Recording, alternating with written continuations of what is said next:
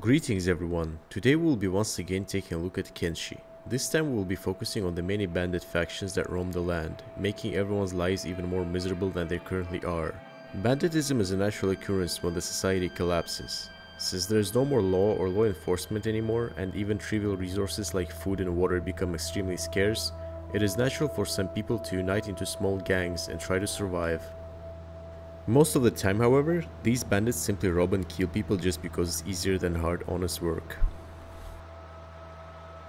Let us begin with the most common group of bandits that even the newest players encounter as soon as they leave the safety of the city. The starving bandits. Unlike many of their colleagues that roam the wasteland in search of money, pleasure, and questionable types of fun, the starving bandits' only purpose is to survive. All of them are on the brink of starvation because of some horrible events that transpired in their lives. Some might be simple farmers whose crops died out, condemning them and their family to starvation. Some have lost their homes due to war or raiding. Some are simply escaped convicts or slaves. The only thing that unites them is the will to survive. They are constantly roaming the wasteland in large groups and desperately look for any food that they can get. They don't care if they get it from a body of a hunted animal or an unfortunate adventurer who happened to have a dust switch in his bag. The Dust Bandits are a more organized criminal group that roam the wastelands. They are fairly well equipped compared to some of their less fortunate colleagues and have a working hierarchy and crude logistics.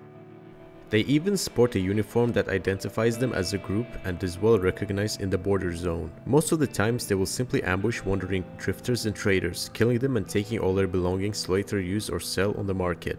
But sometimes they resort to extortion, intimidating small villages and settlements into paying them tribute to avoid getting raided.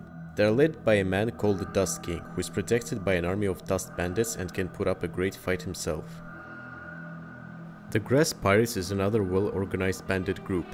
They mostly reside in the Stormgap Coast area and perform their evil deeds there. While most bandits roam the lands and try to find money or food everywhere they can, the Grass Pirates are mostly operating in their own area. They are fiercely territorial and will attack everyone who dares wander into their lands. They always fight other bandit factions and groups that end up crossing their border. They have a working hierarchy and are somewhat disciplined compared to some of the other bandits. Their groups mostly consist of regular grass pirates and their party leaders, the Stroll Lieutenants. It is unknown where their main base is and who their leader is, if there is one. But since there are Stroll Lieutenants, there must be some Stroll Colonels and Stroll Generals somewhere out there. Unlike other bandit groups that take mostly any sentient creature into their ranks, the Twin Blades only consist out of Scorchlanders. They are technically bandits, just like many others, but they are much more feared due to their extremely unorthodox methods of doing business. Instead of robbing people off of their hard-earned money and possessions and later selling them, they kidnap their victims and extract their organs, to then sell them to a wealthy buyer in need of a transplant. They even extort doctors and surgeons for organs as well, which makes us think that organs is their main form of currency.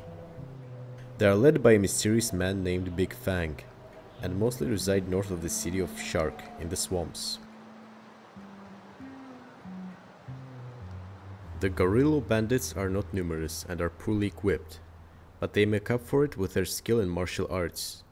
Each one of them is a walking weapon and will pummel you with their fists before you can even draw your sword or aim your crossbow. They mostly operate within bone fields in Flats Lagoon and are led by a man named Gorillo. Gorillo is a big and bulky man, so much so that he can be mistaken for an actual gorilla from distance, but as you come closer you can see his armor and blade glisten in the sun. He's not very good with words, and upon noticing you in his proximity he will not hesitate to attack.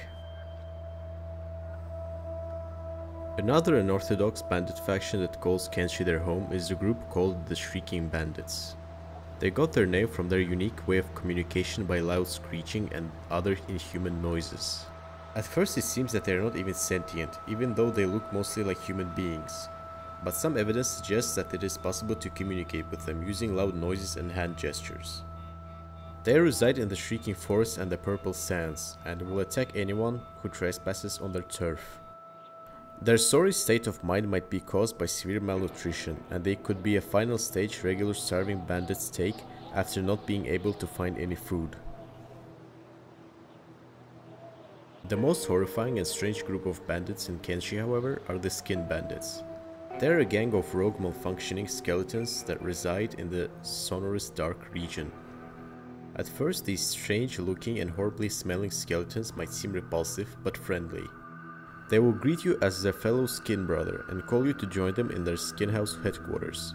If you are foolish and gullible enough to do as they ask, you will quickly find out that they are exactly what people call them, the skin bandits. You will be swiftly knocked out and placed into a peeler machine, which will slowly and painfully skin you alive. They will take your skin and wear it as their own until it rots away, and they require a fresh source of this material. They are led by a man called Savant. Unlike his skeleton servants, however, he is human. He claims to have studied the psychology of the skeletons and is probably using this knowledge to manipulate skeletons into believing that they require skin to become humans. He's one of the most wanted criminals and he has a bounty of 80,000 cats on his head. He also has a book called the Skeleton Human Transformation Bible, which further implies that these skeletons are indeed being manipulated into believing that they will transform into humans by wearing human skin. This is it for this episode. I have left out some of the gangs that live in the swamp because there is so many of them that it would require another video dedicated to the swamp dwellers. If you enjoyed this video, leave a like and don't forget to subscribe so that you don't miss any future episodes. Thank you for watching and goodbye everyone.